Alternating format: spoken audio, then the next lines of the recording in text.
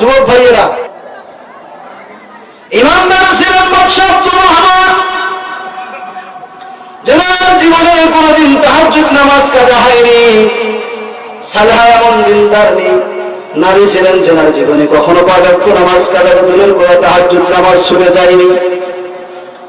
তাহাজ্জুদ নামাজ যারা আদায় করে, 5 ওয়াক্ত নামাজ যারা আদায় করে, আল্লাহ পাক রব্বুল আলামিন ডাক দিয়ে বলতেছেন, আলা ইন্না আউলিয়া আল্লাহ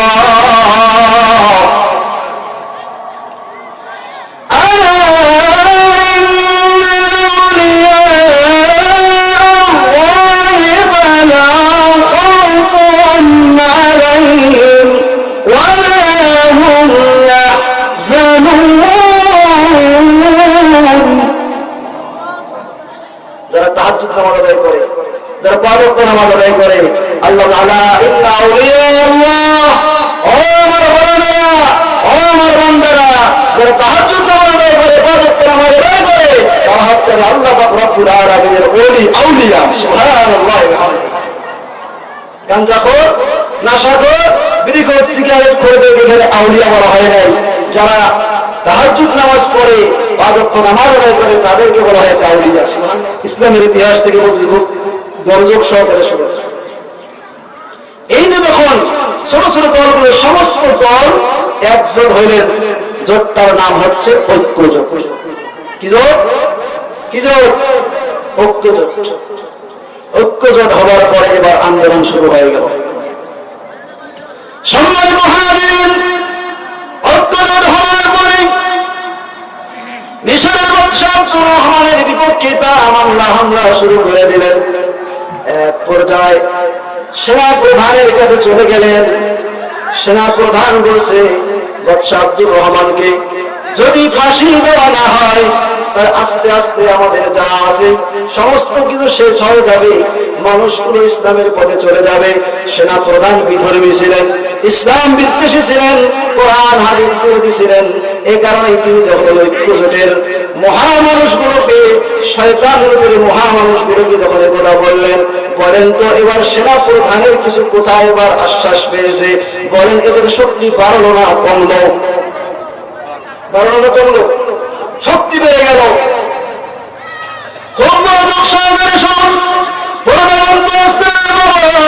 আপনি কি রকম মা বলেন? বাদশাহ আব্দুর রহমানের স্ত্রী কি রকম মা ছিলেন, মিলাইয়া নেবেন। বাদশাহ আব্দুর রহমানের যখন এরকম কথা যখন বাদশাহ আব্দুর রহমানের কানে চলে আসলেন, সংক্ষিপ্ত করে বলছি, বাদশাহ আব্দুর রহমানের কানে যখন চলে আসলেন, আসার সঙ্গে সঙ্গে রাত গভীর রাত্রিতে বাদশাহ আব্দুর রহমান এবার ওইখান থেকে চলে আসলেন তার বাসায়। রাত গভীর রাত্রিতে এসে তার স্ত্রীকে ডাক দিয়ে বলতেছেন, ও আমার প্রাণপ্রিয় বিবি,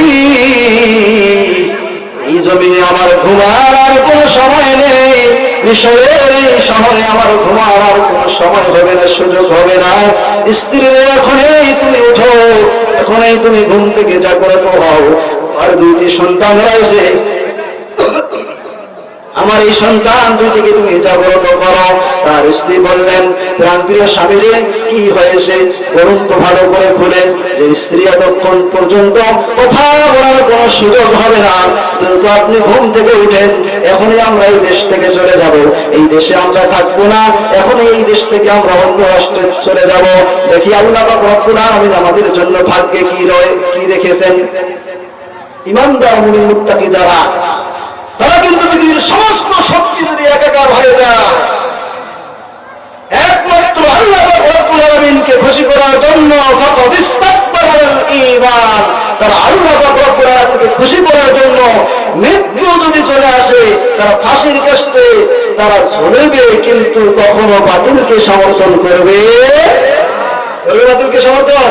আমরা বাংলাদেশে অনেক ইতিহাস দেখলাম, 17 বছর অনেক দেখলাম, দেশপ্রেমিক ভাই অনেক দেখলাম, দেশপ্রেমিকের কথা মুখে বলে, কিন্তু যখন বিপদ আসে দেশ থেকে পালিয়ে যায়, যখন দেশে শান্তি আসে আবার দেশে ফিরে এসে বলে আমি অমুক করলাম তমুক করলাম। আমার মতো দেশপ্রেমিক আর কেউ বলে কি বলে না? বলেন কি বললাম? বাদশাহ আব্দুর রহমান তার স্ত্রীকে ডাক দিয়ে বলতেছেন, তার স্ত্রীর নাম হচ্ছে সালেহা। কি নাম? সালেহা। নামও যেমন সালেহা, ধার্মিক। সালেহা শব্দ অর্থ হচ্ছে কি? ধার্মিক, দিনদারি। এই সালেহা বলছেন স্বামী, আচ্ছা ঠিক আছে চলেন। সন্তান দিদিকে ডাক দিলেন। একজনের নাম হচ্ছে লাম, একজনের নাম হচ্ছে মিম। একজনের নাম হচ্ছে আলিফ, একজনের নাম হচ্ছে কি? লাম। এবার আলিফ আর লাম, আলিফ হচ্ছে বড় ভাই, ছোট ভাই নাম হচ্ছে কি? লাম। দুইজনকে ঘুমন্ত অবস্থায় টেনে নিলেন বাদশাহ আব্দুর রহমান। এবার রাতের অন্ধকারে সম্মানিত হাজির, বাদশাহ আব্দুর রহমান যেতে যেতে তার স্ত্রীকে সমস্ত ঘটনা খুলে বললেন, প্রাণপ্রিয় বিবি রে, এইরকম ঘটনা ঘটে গেছে, অতএব আমার বিবি, আমের শেষ পর্যন্ত আল্লাহ পাক রব্বুল আলামিনের রুজুকে আঁকড়ে ধরব। আমি বাতিলদের কাছে কখনো মাথা নত করব না। আল্লাহ যদি আমাকে সম্মান দেন, পৃথিবীর কোন মানুষ নাই আমার সম্মানকে সম্মানিত করে। ঠিক কিনা বলে? আল্লাহ যদি আপনার আমার সম্মান দেন, আল্লাহ যদি আমার মাথা ধরে টানে, আপনি যদি পা ধরে নিজ পাশে টানেন, বলেন তো ভাই, এটা কি উপর পাশে ওটা থেকে নিজ পাশে যাওয়া সম্ভব? কখনো সম্ভব না। তার স্ত্রীকে নিয়ে চলে যাচ্ছেন রাতের অন্ধকারে। সালেহার এবং তার দুটি সন্তান, চারজন ব্যক্তি বাদশাহ আব্দুর রহমান সহ হাঁটতেছে। হাঁটতে হাঁটতে হাঁটতে যাইতে যাইতে কোন কাহিনী শুনলে অবাক হয়ে যাবেন। আপনাদের জীবনে এই ঘটনা শুনেছেন কিনা? সিরাত বিশ্বকোষ থেকে আমি এই ঘটনা পড়েছি। সম্মানিত হাজিরিন, এবার এই ব্যক্তি চারজন চলে যাচ্ছে রাতের অন্ধকারে অন্ধকারে ওই দেশ ছেড়ে। এবার মিশর থেকে অন্য রাষ্ট্রে পা দিলেন। অনেক বড় বন জঙ্গল, বন জঙ্গলের মাঝখানে গিয়ে উপস্থিত হয়ে গেলেন। এদিকে শুনে সাদেক হয়ে গেল, সূর্য উঠে গেল। বাদশাহ আব্দুর রহমান ডাক দিয়ে বলতেছে, আর আমাদের এখান থেকে সামনের দিকে আগানো যাবে না। যদি আমরা এই বন জঙ্গল থেকে বাহির হয়ে যদি আমরা বাইর হয়ে যাই, তাহলে এই দেশের মানুষ আমাদেরকে দেখে ফেলবে। যদি মিশরের সৈনিকে যদি বলে, তাহলে হয়তো আমাদেরকে হত্যা করে ফেলবে। আমরা রাত দিনটা এখানে বন জঙ্গলের ভিতরে থাকবো। যখন আমাদের আবার সন্ধ্যা হবে, তখন এখান থেকে আমরা আবার যাওয়া শুরু করে দিব।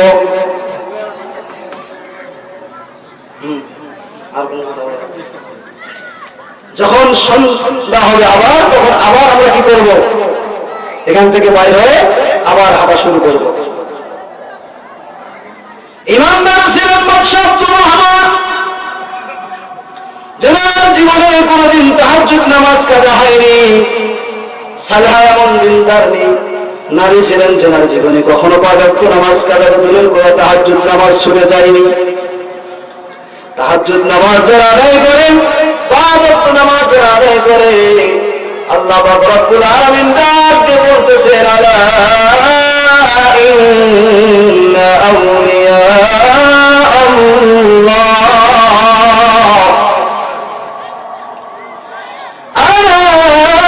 ইন্না আউলিয়া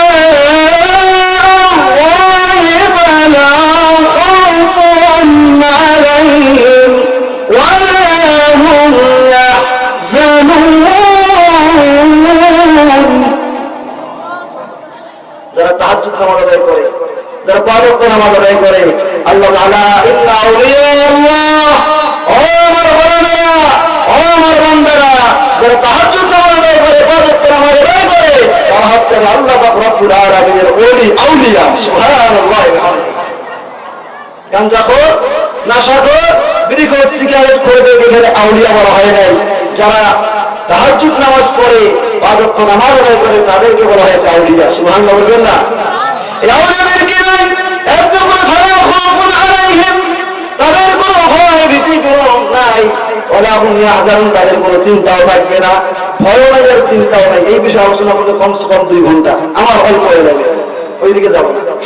দেখুন এবার বাদশাহ আব্দুর রহমান তিনি চলে গেলেন। এবার দুপুর হয়ে গেল, তার সন্তান দুইটি খিদার জন্য কান্না করা শুরু করে দিলেন। ও পর্দার অন্তরস্থের মা বোন, খুব খেয়াল করে শুনুন, আপনি কেমন মা সালেহা যখন মা ছিল, সন্তান যখন কান্না করা শুরু করে দিলেন, বাদশা আব্দুর রহমান ডাকতে বলছেন, বাবারা, বাদশা ছিলাম, কিন্তু তোমাদের জন্য আল্লাহ পাক রব্বুল আলামিনকে খুশি করার জন্য কিছুই করতে পারলাম না। ও বাবা, তোমাকে এক গ্লাস পানি পান করে ওই মুহূর্তে আমার হাতে সেরকম কিছু নাই। তার স্ত্রী দিনদার ডাক দিলেন, প্রিয় স্বামী, বিবাহের সময় স্বর্ণের আংটি আমাকে আপনি গিফট করেছেন, এই আংটিটি নিয়ে যান, শহরে খুব সেবে গিয়ে বিক্রি করে কিছু খাবার নিয়ে আসেন, সন্তানগুলো খাবে। তার স্বামী লম্বা আলোচনা, তার স্বামী এবার একটু সময় নিলেন, নেওয়ার পর ভাবা চিন্তা করে তার স্ত্রীকে বারবার বলতেছেন, না, ওটা আমি করতে পারবো না। সম্মানিত হাজিরিন, যিনি দিনদার স্ত্রী হবেন, যিনি পরহেজগার স্ত্রী হবেন, সুখের সময় যখন স্বামীর পাশে থাকবেন, ওই দিনদার স্ত্রী হলে দুঃখের কষ্ট স্বামীকে ছেড়ে যাবে না। ঠিক কিনা বলে? দুঃখের সময় যাবে না।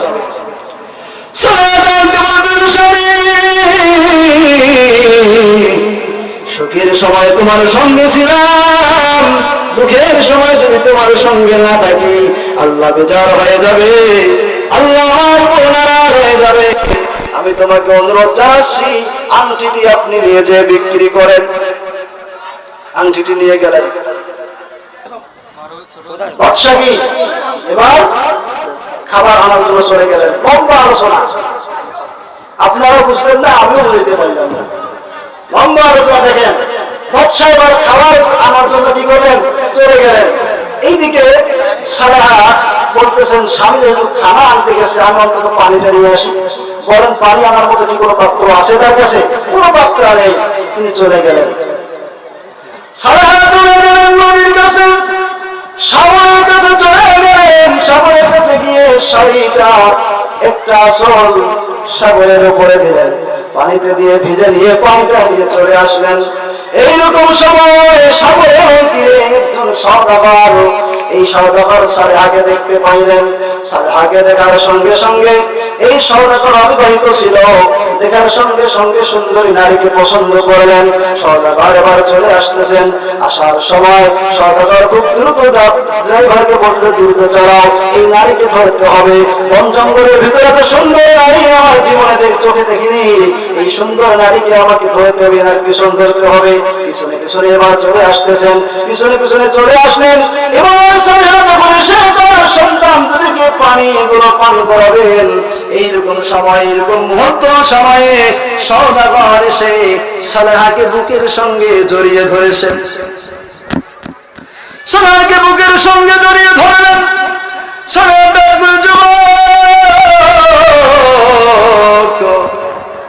আমি একজন বিবাহিত নারী, আমার দুইটি সন্তান আছে, স্বামী আছে। ও যুবক, আল্লাহকে ভয় করে তুমি আমাকে ছেড়ে দাও। কিন্তু যুবক ছেড়ে দিলেন না। সওদাগর এবার ওই ড্রাইভার সহ টেনে হেসড়ে এবার নিয়ে যাচ্ছে লঞ্চের দিকে, টেনে হেসড়ে নিয়ে যাচ্ছেন। লাম আর মিম দুইজন ভাই, এবার আলিফ এবং লাম দুইজন ভাই, দুইজনে এবার তার মায়ের শাড়ির আঁচল টেনে ধরলেন, পা ধরলেন। সওদাগর লাঠি দিয়ে দূরে সরে দিয়ে টেনে হেসে সালেহাকে নিয়ে গেলেন।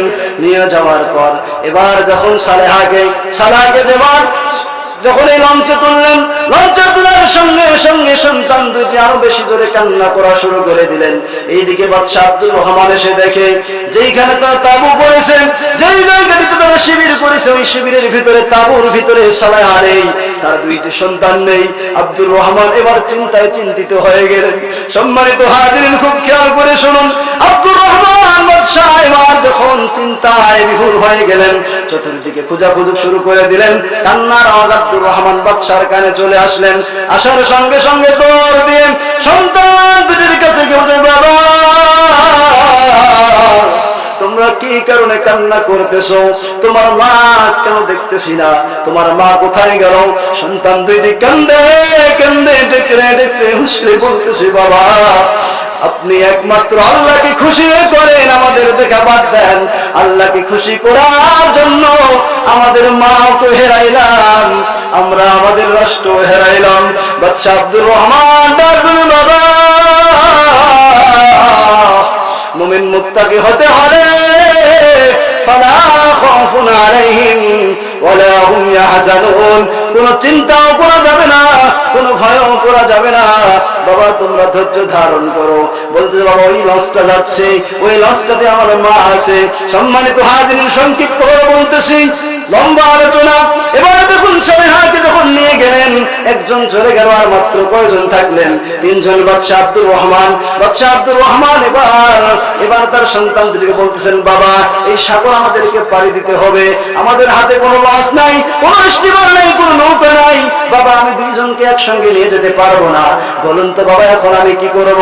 সম্মানিত হাজিরিন, তার বড় সন্তানদেরকে বলতেছেন, বাবা ছোট ভাই যেহেতু ছোট, সে কোনো বুঝবে না, বাবা আমাকে পিঠের উপরে নেন, আমি বাবা চলে যাব। আর বড় ভাই আমি এখানে থাকতেছি, পরের বার এসে আমাকে আপনি নিয়ে যাবেন। সম্মানিত হাজিরিন, বক্তা যখন পিছনে বসে থাকে আলোচনা করা বেয়াদবি। বক্তা যখন পিছনে বসে আলোচনা করা কি বেয়াদবি। দেখেন এই যে সওদাগরের পিছনে পিছনে এবার কি ছুটলেন, কে ছুটলেন? বাদশা আব্দুর রহমান তেনার ছোট সন্তানকে পিঠের উপরে সাঁতার কাটতেছে, সাঁতার কেটে যাচ্ছেন। এই নদীর মাঝখানে গিয়ে, সাগরের মাঝখানে গিয়ে এমন একটা ঢেউ আসলেন, এই ঢেউতে তার ছোট সন্তানটা নদীতে পড়ে গেলেন। আর তার যখন নদীতে পড়ে গেলেন, বাদশা আব্দুর রহমান আল্লাহু আকবার বলে পিছন দিকে তাকে দেখতেছে, তার বড় সন্তান বাঘের মুখে। আল্লাহু আকবার, আল্লাহু আকবার। তার বড় সন্তান কি বাঘের মুখে, বড় সন্তান বাঘের মুখে, ছোট সন্তান নদীর পানির ভিতর, পানির তলে। আব্দুর রহমান বাদশা নদীতে। এই দৃশ্য দেখে স্ত্রী চলে গেলেন, সওদাগরের সঙ্গে নিয়ে গেলেন। এই দৃশ্য আপনি যদি দেখেন, বলেন আপনার ব্রেন কি ঠিক থাকবে? বাদশা আব্দুর রহমান পাগলের মতো হয়ে গেলেন। বাদশা আব্দুর রহমান পাগলের মতো হয়ে গিয়ে তিনিও অজান্তে হেরে গেলেন। লাশ পর্যন্ত কি ঘটনা ঘটলেন, আল্লাহ যদি তৌফিক দান করে, আল্লাহু মুতিম্মু নূরিহি, আল্লাহ পাক রব্বুল আলামিন তার নূরকে দ্বিগুণ বৃদ্ধি করবেন, তার নূরকে টিকে রাখবেন। এই ঘটনার সাপেক্ষে আপনাদের সামনে সংক্ষিপ্ত আলোচনা করলাম। লাশ পর্যন্ত যেটা হয়েছিল, বাদশা আব্দুর রহমান আবার ফিলিপাইনের প্রধান প্রেসিডেন্ট হয়েছিলেন এবং লাশ পর্যন্ত তার সন্তান দুটিকেও পেয়েছিলেন, তার স্ত্রীকেও পেয়েছিলেন। বরঞ্চ যারা নূরকে নিভিয়ে দেওয়ার জন্য প্রচেষ্টা চালিয়েছিলেন, তারা দুনিয়ার বুকে ধূলিসাৎ হয়ে গেছে। সুবহানাল্লাহ। আল্লাহ পাক রব্বুল আলামিনের নূরকে আল্লাহ পাক রব্বুল আলামিন উপলব্ধি করবেই, যতই কাফিররা ওয়ালাউ কারিহাল কাফিরুন, যতই তারা প্রচেষ্টা চালাক না কেন। আসুন কোনদিন যদি সুযোগ হয়, আপনাদের সামনে যদি হাজির হই, ইনশাআল্লাহ আল্লাহ পাক রব্বুল আলামিনের এই নূর থেকেই আমরা আলোচনা শুনবো ইনশাআল্লাহ। ওয়া মা তাওফিকি ইল্লা বিল্লাহ। আসসালামু আলাইকুম ওয়া রাহমাতুল্লাহি ওয়া বারাকাতুহু।